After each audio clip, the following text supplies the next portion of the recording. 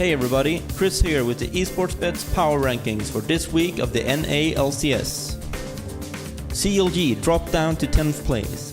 This team suffers from the lack of leadership.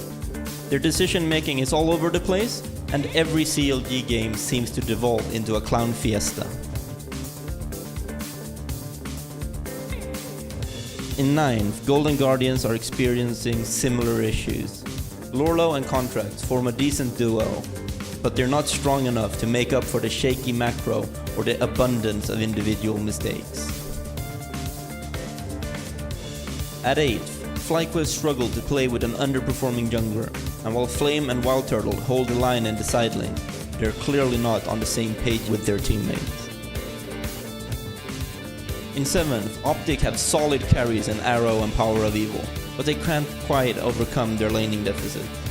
They brought in a new top laner to fix the problem, but it might be too little, too late. Clutch Gaming find themselves in 6th. Lyra stepped up his game, but Solo is once again going through a lot of hardships in the laning phase. It gets so bad that even Febiven and Apollo can't carry him in teamfights. Team Liquid fell into a slump and ended up 5th. Pobelter and Xmithie are the only ones playing up to their usual standard.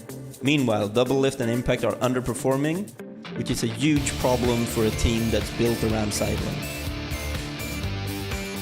With 100 Thieves in 4th, Afromove put on a clinic on playmaking support, and the entire team became much more proactive about taking objectives and snowballing lead.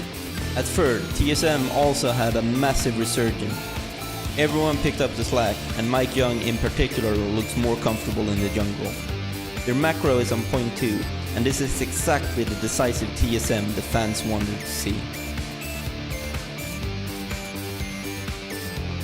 In 2nd, Cloud9 showcased some uncharacteristic misplay, but as long as Licorice doesn't fall short in the top lane, they have the talent and the game sense to stay at top of the NA LCS ladder. Echo Fox barely hold on to first place.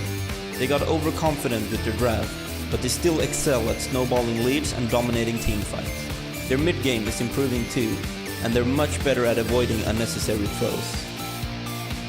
That's it for our power rankings this week. For more information about where to place your bets, visit esportsbets.com. Thank you and see you again next week.